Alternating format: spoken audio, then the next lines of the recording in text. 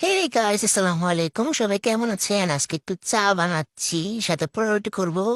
চা বানাতে একটু দম করতেছিলাম, স্কিপ মাই পাতিল। ওকে, মানে আসলে আমার আন্টি বিখ্যাত পাতিল, এই জন্য যেন পাতিলের ভিতরে একটু দুধ দিয়ে চা, যাই হোক, কি বলে এটা রে, চা পাতি দিয়ে দিলাম। এবার চা পাতি একটু ফুটাই গুটাই কুটে গুটাই উঠাই নেবেন আর কি, গুটাই ফুটাই নিলে মজা লাগবে। এবার একটু তেল দিচ্ছিলাম গাইস, কিন্তু আসলে তেল দিলে মজা লাগবে না, যেন আবার ঘি দিচ্ছি, ঘিটা আর কি নিতে স্কিপ করে ফেলছি। প্রথমবার ব্লগ করতেছি তো এই জন্য হয়তো। যাই হোক গাইস, এবার পুরাই নিতেছি। ইয়াম্মি। এবার হবে একটু মজা করে খাবো।